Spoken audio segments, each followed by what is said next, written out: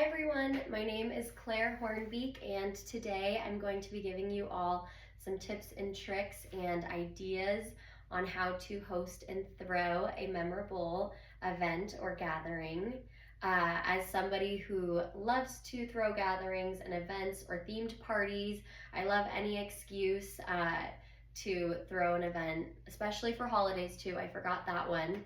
Um, so yeah, I've learned a lot along the way just by hosting and throwing a lot of parties. There's a lot that goes into it, and it's hard to fit it into a 5-minute video. So I've kind of narrowed it down to three main points on some advice that I would give to people who want to get into hosting or that are interested in it.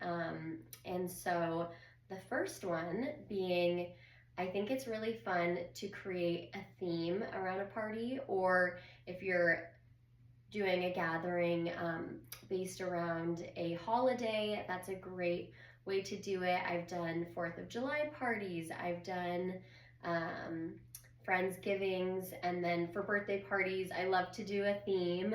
So I've done pajama themed parties, I've done cowboy themed parties, countless other ones. And so creating a theme is always a great way to get your group excited about your event, and it just creates a fun, a fun way to throw a gathering. So that would be my tip number one. Tip number two is know where to shop and know where to go and get groceries, because groceries can be really expensive. And I know when we're throwing an event, it can be a little daunting to think about all of the different costs that go into it. And so really knowing where you can get the best deal for what you're going to get, that is super important. So some of the stores that I always go to for groceries is Walmart. You can get groceries at probably half of the price or a fraction of the price that you would at a normal grocery store, and the produce is really just as good. I just always make sure to pick the best one in the group, and so take your time with it. And always go into a grocery store with a list. If I go into a grocery store just aimlessly, it will take me hours. I'll never get out of there. And so go into the grocery store with a list, prepare beforehand, know what you need to get. And so then once you're in there, you have a plan of action, you know what you're going to do. And so that's a big tip that I have for anybody interested in throwing a gathering or hosting. Another tip I have is Trader Joe's. Trader Joe's has some great specialty products, especially if you want to have a cheese board or a charcuterie board at your party or gathering or whatever it is. They have some of the best cheeses and crackers and more specialty items, I would say, as well as florals. If you plan on making flower arrangements, definitely Trader Joe's is a good place for that. They come at a pretty affordable price, and it's really fun to get different bunches of flowers and put them all together. That's something I really enjoy doing, and I do for a lot of birthday parties and things like that, and really make it fun. Choose different flowers that you normally wouldn't put together and try out different things, and see what you like, and all of that. So know where to shop. I also, real quick, one thing, dollar store has really great vases. They range from $1 to $3, which is a lot cheaper if you were to go anywhere else, either a floral store.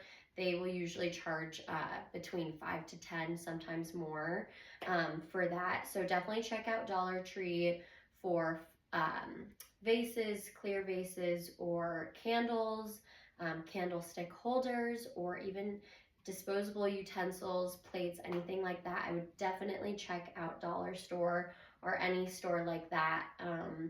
You can find great bulk items on Amazon or Costco. It depends on how big your party is that you'll be hosting or throwing, but those are some of the places that I go to. to find what I need and also do it in an affordable way. And then that brings me to my last point, which is definitely prep and don't save all of the work for one day. I have learned this the hard way, and it is very stressful if you wait till the last minute to prepare, especially if it's a bigger gathering. I would definitely recommend starting the prep work a couple days beforehand. And I like to break it up, so I'll do the grocery shopping maybe a couple days before, 2 to 3 days before I have a bigger gathering.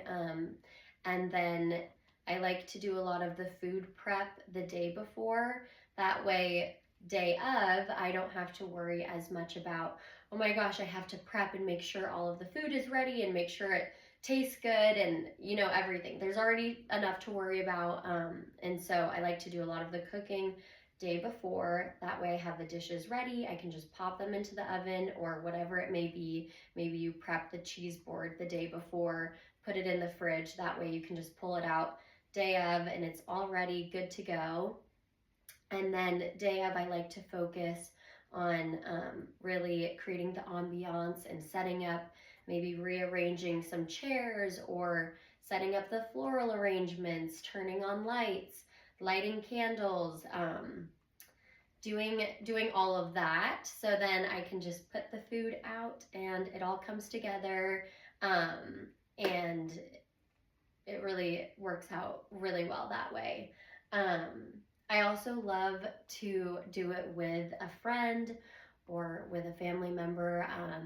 I have actually had some really, really great memories, and I've been able to spend a lot of quality time with some of my girlfriends when we have hosted or planned an event together. We'll prep everything together a couple days beforehand, and then day of, we'll set up together. And it's just so much fun. It's a great way to create memories and spend time together. And so it doesn't have to be a stressful